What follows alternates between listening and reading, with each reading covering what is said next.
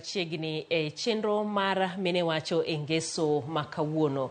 Kar dak ma Mathare en achiel kuom kuonde dak mongore e boma ma Nairobi ma bende osebudho aming'a kata kuom higni mathoth. Ka bende en mar ariyo tok Kibera e lachne mano e bomani ma Nairobi. Weche mag arita osebedo ka onjawre kono. Ka bende odiochieng' makawuono e chenro ni mar mine wacho antiere koda ruoth mar gwenge ma Mathare ma bende wadwaro mondo watwak e weche mag arita.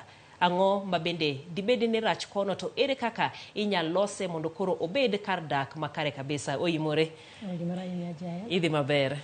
Inyalo mana ulo ne jo piny kata jo neno ni to gwenge ma Mathare mokwongo in kaka ruoth ma kono ero chaknwa ne kod tiji kod kaka ni ibedo ruoth e gwenge ma Mathare. Nyinga iluongo ni Arita. Mathare oken station na mokwongo tiye. Nairobi kae wan kaka ruodhi itelwa transfer. Nachako tich Mathare 4A kaka jalup ruoth. Alafu achaka timo penj machielo makalo okoro kaka bedo ruoth maduong'. Mathare en station na mar 10. Mar 10 nyaka ni chak tich. Koro oken kama kwongo tiye. Aseti stations mamoko.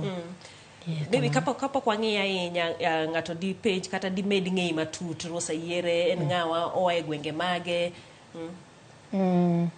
Rosa Yiere ni to nya Kenya. Ok ahero ga donjo kama ahinya nikech jok matiyo negi ok ong'e na kanye. Ging'e na nyathi Kenya, nyathi Mathare. Koro bedo ni tuwegi kanyo. Tawegi kanyo. Ero kama na ahinya. Higni 10 duto te wacho ni isetiyo kuonde 10. Asetiyo stations 10. Stations 10. E kuonde ma bende isetiyo te inyalo mana lero nwa moko kuomgi kaeto koro ipima ne to kuonde go gi Mathare pogruok osebedo mane koso nitiere kaka chal moro nitie. Asetiyo town center Nairobi town. Asetiyo Mathare 4A nitie kama iluongo ni Mathare 4A. Asetiyo Mathare North. Asetiyo Kahawa West. Asetiyo Mwiki. Asetiyo Babadogo. To asetiyo nyaka Mudhurwa. Asetiyo kama station ma aiko kadhi Mathare natiyo Eastleigh South. To kenyal compare Mathare kod Eastleigh South. Yes, Mathare jing'eny. Dhano dhuru kabisa. Dhano kabisa. Wan gi population malo dhano 200,000 ei Mathare. Koro dhano ng'eny to kata kako gedi opogre kod kuonde mamoko. Kana ni Eastleigh ute dongo. Korofni madongo lakini Mathare gin kuonde mongore. Ute pod ok becha ahinya. Mane pogrok mantie e kuondego.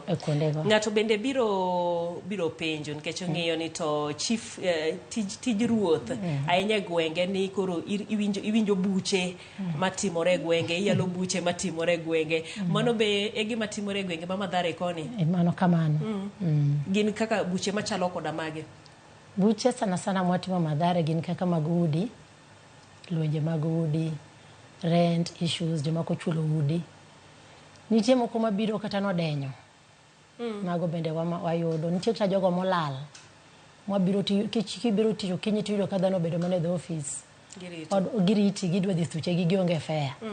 Mago be gimo mako mana ruoth. Ang'eni sani kaka koro ji chomo December kendie machalo koda mago koro ng'eny kabisa. Ikonyo gi nade? Mag chama mag mine mang'eny sani. Mag chama mag mine. Jomolal gi pesa. Jomolal gi pesa. Mine modhi mier. To gisechamo pesa mago ng'eny kabisa. Yes. To gima ber gi ruodhi ni ruodhi ma Kenya te nitie kaka wang'ere wan gi forum. Koro kilal to wang'e gweng' miaye to agocho ni ruoth ma kome dhieno ero to pod yudi ayuda. Koro tich bedo mayot. Mano dibed ni emomiyo nitiere kinde moko kata otese moko makijazo tipenji to chief mari nyinge nga. To nitiere jomoko ma bende kia thuche gi. Sama ine chama ging'eyo. Nyaka girang gi kanya gi fweny.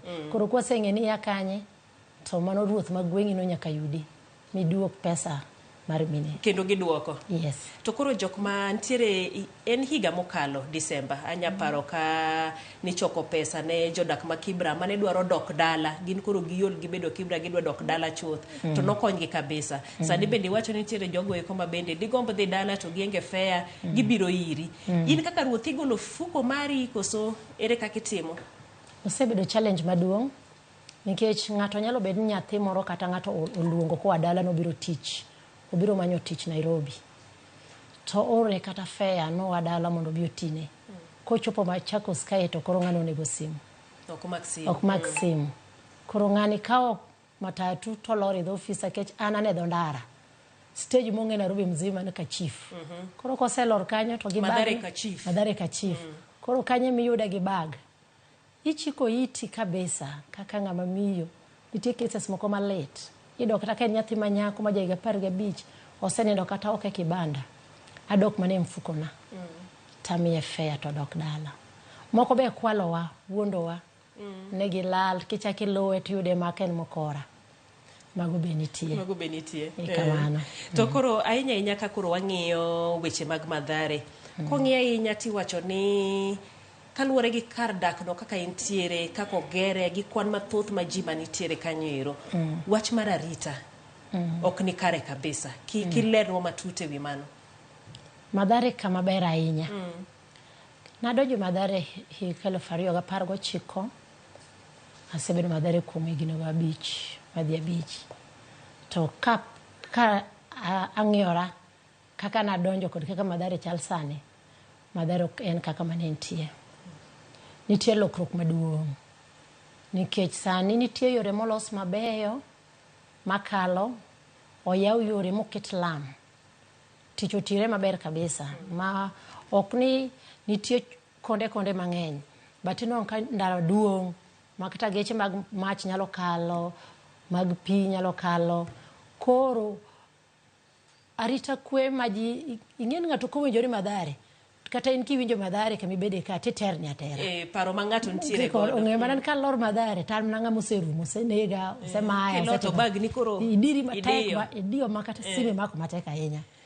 Mathare jomodak Mathare gin joma dhano ema miyo gi nyinge machal kamago to Mathare jimoko bendo sekau thuolo malach mabiro timo gik maricho i Mathare to gin jogo modak kanye o gin jo Mathare Mathare sare kidhi sa 12 madhi sa 1 to chal mahame josedoko miegi kuonde magiaye tiden gibiro kanyo ni gibiro tije mopogore mitimo i Mathare ebi nyalo yude 1 2 3 ni janjore moro nyaka ne yude iye mana kaka estate moro tie gi jonjore angne yud kanyo ere kako fwenyo ni magi jomo wuok oko mogene jodak makanyo ni watiyo wan gi structure marwa kaka wan ruodhi wan gi jodongo gweng wan gi youth leaders wan gi nyumba 10 to inyalo fwenyo no ma sama gimoro timore makoro kati lawo ng'ani nitie gimo timore tinde no kokia yore ma iye konde go olalo opore kata od ng'ato tifwenyo ma ok jagweng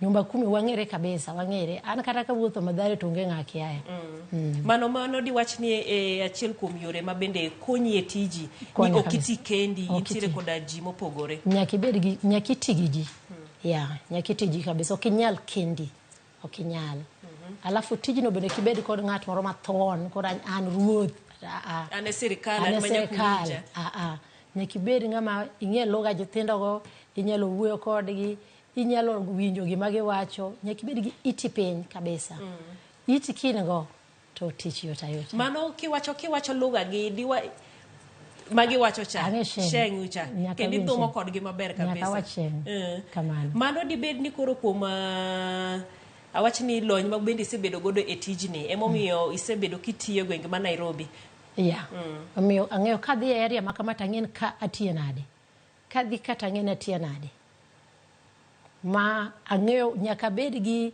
kadonje station tabedo gimoro dweche 6 kapod acheko pod alenga mondo ng'en kanye ka wuotho kanade to onego bed na bedo mag agolo koka machal nade nyaka bed ka ng'eyo nyaka ng'en itiyo gi ng'a nyaka trust ji nikech bo ji duto te okoheri inya bedo ni tiyo tije ni to ntere jomoko mabende ichwanyo iye kanyo iro tijwa kanyaka nyaka ntie ng'ama nyang ichwany nikech nyaka ni yal case nitie ng'ama nyang case ang nolo nitie ng'ama no odhi kare kuri in koda dui ma chini ya maji tikia ewi mani ng'eni e tijini ntiere kaka irito arita ma Mathare to arita mari inowuona ng'ama rito ni Nyasaye. Nyasaye nyaki bed kuom Nyasaye matut kabisa.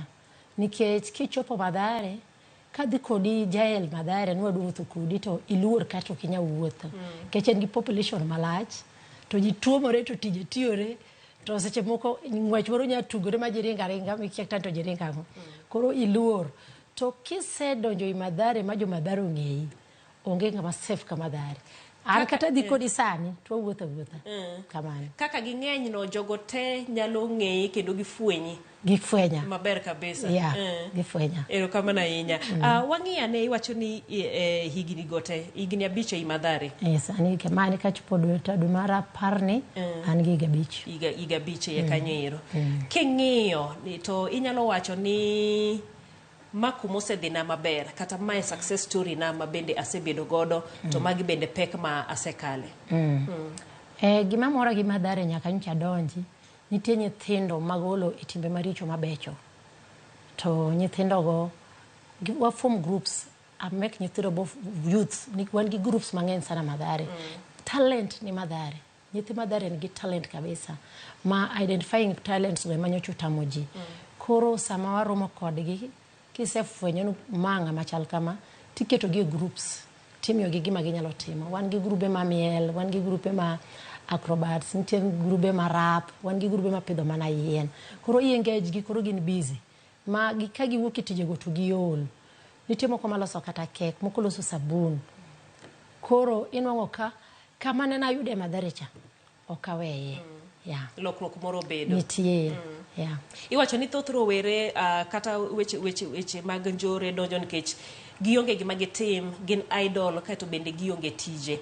Dibedi mano achiel kuom okenge ma bende koro iseketo loso sabude gik machalo koda mago mondo gibedi koda yuto margi. Aloso siep gi NGOs mang'eny. To kayudo NGO kobiro tanyiso gigi kaka wadwa nwati. Akone gin grubni adwa ni ukonywa nyithindo gitimo kama. Nitie organizations mang'eny ma kobiro to gibiro ira to arma discuss kod gin kar ubiro udwa timang'o. Kech mancho biro cha timo gima kama. Mano kapok gichako tije Mathare. Unu biro gang'o. Kech mondo kik waduplicate gima group moro timo tayari. Koro ka giwacho ni gin gibiro gidwaro tero youth e training to koni ya. Training ma wabro identify youth adi. Koro kwa sa identify youth go to kila youth choose gima nyalo timo to odhi otimo. For example, sani an gi youth 120 manyocho bedo train gi shirika moro okadwa longo nyinge kae. To nyithindo go timo maber kabisa. Kila nyathino timo course ne mutieko kano setieko to gimiyo gi startup kits. Kila ng'ato, one of the plumbing nomi, one timo mechanics not nomi, one gimara mora gimani timo cha. Graduate team exam mar NITA. Kisetimo mikalo makoro gibedo koda boke mopuodhe. Ya kuri nyalo medri. Koro kamano sama aloso siep gi organizations mang'eny. Organizations go biro to koro identify youths go mondo gidonje. To koro ka wang'iyo pek dibed ang'eni gima ntiere gi ber pek ne bende koro nyaka bedie. Pek nitie an donga ng'ama miyo tan gi nyithindo tan gi ot yudo ka seche moko iti ahinya to sama koko moro timore kaka koro nchandalo mancha nitie maandamano dhano ng'e mana ni Mathare ongoza i maandamano. Dhano gosiko goni simu ni in safe. Koro dhano ni worried, nyithindi be ni worried, jonyuol ni be ni worried. Mana mano. Ing'en seche moko kitiyo ok ing'en ng'ama ok oheri. Ok yot ng'eyo ng'ama ok oheri. Koro iwuotho gi ng'wono ma Jehova Nyasaye. Mano ni kare. Koro ka watieko ing'iyane to lek mane ma intiere godo idwaro ni mondo ichop jo Mathare kanye.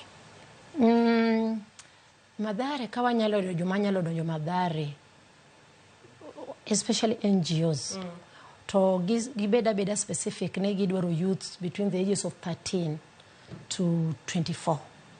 Timiyo gi gima ginyalo timo. Ama gidoji Mathare to identify talents mag nyithindo go. Nyithindo nitie manyalo wer maber kabisa. Nitie nyithindo manyalo go mpira maber kabisa. Yani nitie nyithindo are talented. Manan por giyudo space. Kata ng'ama nyalo mako lwetgi ni koro in ijawer. Kata wakelie wende achiel e studio kama mondo ogone. Moro bende odhi oyude gimoro. To kwa nyalo do jogo manyalo dhi Mathare mondo identify the youths go. gima gitimo maberno mondo mak lwetgi to kata insecurity ma uywagoni ok unyal winje rumo kabisa. Erokamano ahinya. Erokamano mano Kanyiro Rose Ayiere mano ruotha e gwenge ma Mathare kuma bende oloso kendie e weche mag arita mag gwenge kod gigo ma bende winjo bedni itimo. Kama duong' ma bende awinjo kowacho Kanyiro ni gin jogo ma koyudo gima ginyalo timo to ngima margi nyalo bedo nolokore. Mano Kanyiro awera achiel nyaka machielo kendo koro biro loko nying gweng'no ma Mathare. Mane bende ne wantiere godo e chino makawuono mar Mine Wacho. Kik idhi mabor, pod waduogo gi weche mamoko.